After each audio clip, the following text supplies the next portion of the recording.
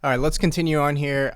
This one I want to bring up kind of what I think is like an underutilized effect, which is the multiband limiter. It offers some very interesting tonal shaping options in comparison to like a normal EQ, especially if you don't mind things being a little bit more compressed. So if I just had a sound like this, it's kind of like a plucky bass sound here. Sometimes when you have a plucky sound like that, the upper mid-range or the highs can be a little harsh on certain notes, and so it's really nice to be able to compress and sort of shape the tone as you go. And one of the best ways to do that is with a multiband limiter here. So if we go to our effects here and make sure that it's on it's activated rather on the bottom. What I'm going to do is you can see that there's like some arrows here and also a slider. The slider is kind of like the output gain, and the arrows represent the threshold to when it starts to compress. Now you'll notice when I press a note and I bring this down, it's the low end's going to get louder because it's increasing the output in relation to how much it's compressing. Okay, so when I bring these arrows down, the lower end becomes sort of a more significant part of the overall signal. And that's kind of how I like to think about this, is when you want like a certain band to be a more significant part of the overall patch, then I always look to do multiband limiting. So for example, just as I did, if you want more low end, just simply bring down this arrow here until you kind of see that, or hear rather, that the compression is being applied, because there's a little readout right behind this slider here. You can also see on the bar on the right shows that the output is a little bit higher once we start limiting it. So what we can do to sort of compensate for that is bring it back down. We can even be a little more extreme with this too if we bring the threshold down even further, so it starts to limit it even more. And if we pull the dry wet down a little bit, we can hear what it sounds like in comparison to what we had before.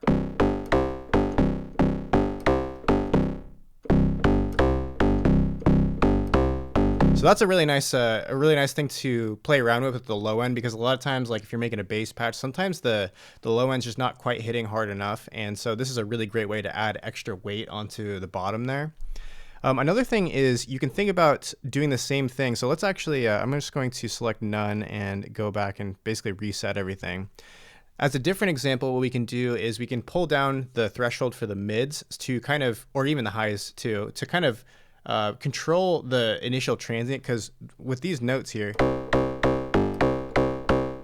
you can hear that there's a real nice attack on there, but sometimes it's nice to just address the attack on the patch itself rather than the entire signal at once.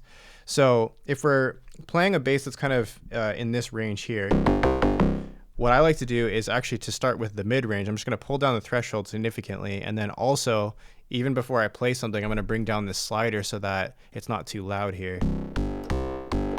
And you can see this is limiting quite a lot because there's a lot of information there in the mid range. So if we bring this threshold back up, it's really quieted down those transients. And so depending on how significant you want the attack of the signal to be in relation to everything else, keeping everything else the same in the patch, you can just sort of mess around with this slider to change the tone. So I'm going to increase the output gain a little bit.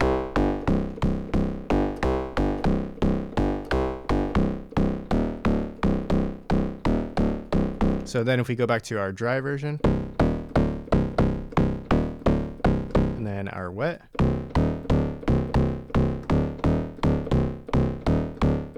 so it's really controlling those transients. Now, you can actually take this a step further, because maybe you don't want the transients to be quieter, you just want them to be a little bit more controlled. Well, this is where you can use these sliders as sort of like an EQ, because essentially what's happening is when we're limiting each of these bands, they sort of become more sensitive to the decibel changes that we apply when we mess around with the output gain. So they just become overall more sensitive to the changes that you make, which can be very good. So if, for example, if we bring this back up because we're like, oh, those transients are missing again.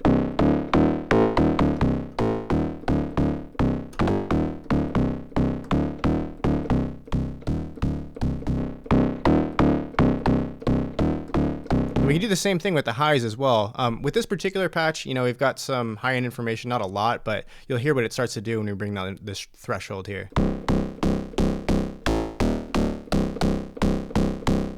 So now if we go back to the dry version,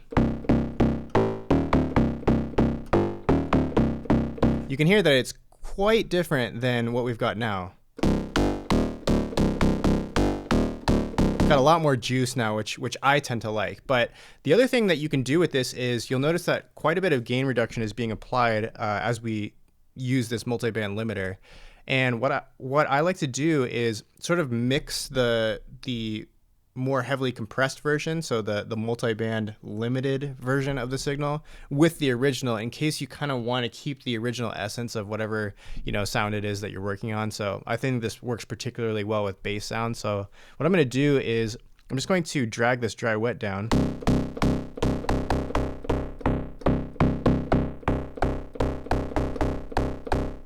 And this works great, you know, somewhere in the middle, because you can be a little bit more extreme with your settings in the multiband limiter here.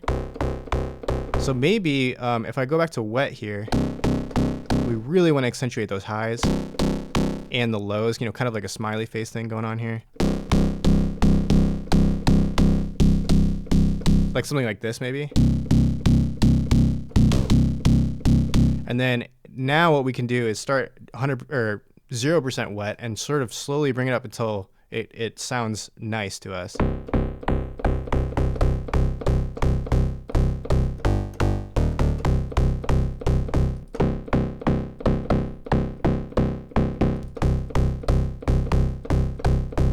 So it's a great way to shape the tone of what you've got without having to, you know, mess around with a lot of the balances and some of the other routing that you have in the synth already. You can just kind of shape the tone as you go with a little bit more compression being applied, some more gain reduction on each of those bands. And like I said, you can kind of control which aspect of the patch you want to showcase the most.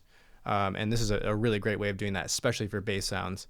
So play around with that, and yeah, especially being a little bit more extreme with some of these settings. You know, like I said, I've got kind of a smiley face thing happening here with accentuating the low and the high end. So this is a nice way to kind of blend it with the original without losing too much of the original patch that you had.